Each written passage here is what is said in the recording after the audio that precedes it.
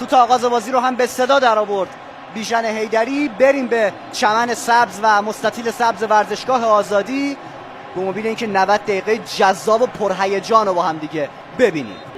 قائم اسلامی خواه بلند به محوطه استقلال، خطرناکه این موقعیت و گل اول رو هوادار میزنه.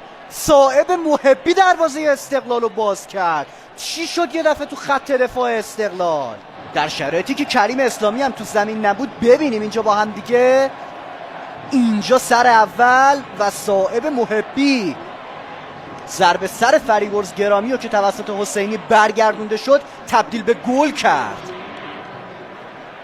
از چپ حرکت کرده، مقابل داره پور محمد و خودش با پای راست یه ارسال درون محوطه جریمه. جلوش خوب نبود، حالا میتونه یه ضد حمله باشه برای هوادار. قاسمی نژاد، مرتضی منصوری 1 و 2 رو میگیره. چقدر خوب کار کردن توی صحنه بازیکن‌های هوادار. موقعیت برای گل دوم.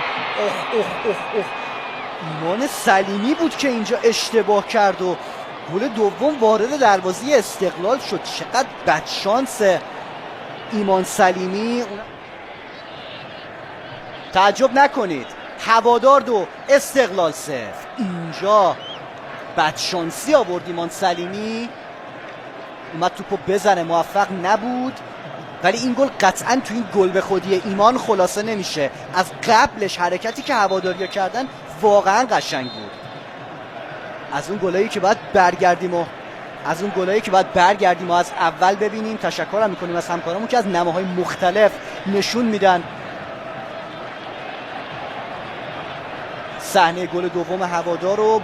سریع بازی آغاز کردن استقلالیا. مهرداد محمدی فرصت و پنالتی گرفت آقای حیدری.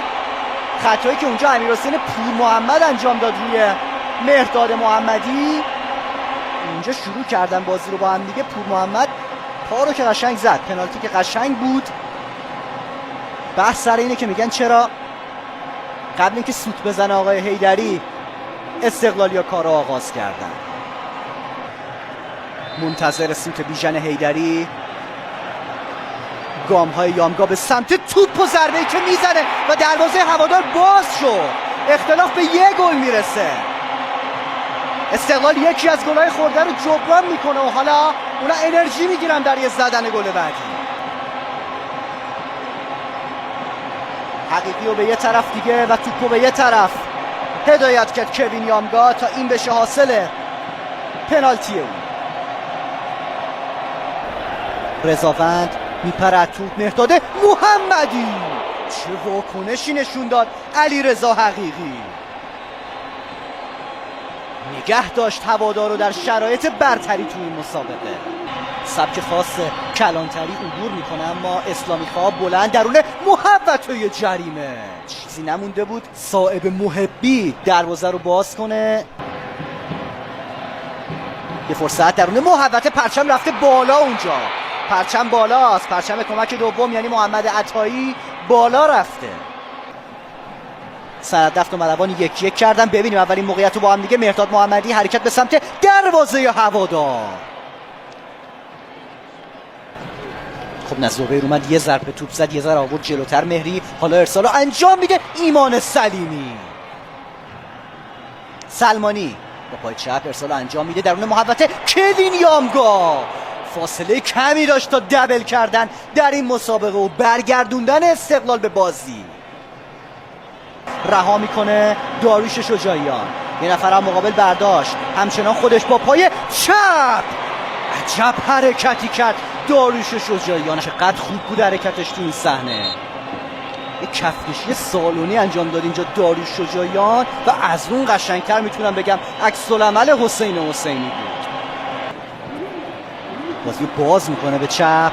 ابوالفضل جلالی خودش شوت میزنه. توپش با اختلاف کم از کنار دروازه حقیقی به بیرون رفت. ابوالفضل جلالی پاس دوم روی محوطه جریمه. آرمان میکارن برای کوین یامگا. کورنر برای استقلال. ایمان سلیمی بلند روزبه چشمی سر اول زد، فرصت. اینم گل دوم مهرداد محمدی که دروازه رو باز میکنه. استقلال به بازی برمیگرده.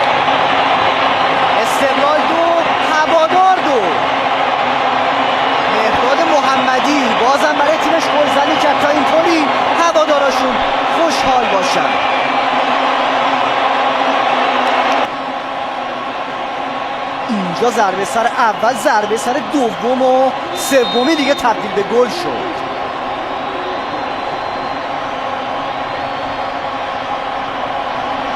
کاری هم دیگه از دست دریرضا حقیقی بر نمیومد با این ضربه توپی که داشت شوت مهرداد محمدی. یه لحظه توپو میزنه، همچنان فرصت برای استقلال میره که ایجاد بشه. جلالی بلند، این بار ضربه سر از آرش رضاوندو که در اختیار حقیقی قرار میگیره. بازم رضاوند پاس میندازه برای مهرداد محمدی، حمله برای استقلال میره که ایجاد بشه. اونجا فریبرز گرامی پوشش داد. یه لحظه اونجا اشتباه کردن کوین یامگا، آرمان رمضانی اعتقاد دارن توپ به دست خورده اما کورنر گرفته بیژن حیدری. اینجا ببینیم با هم دیگه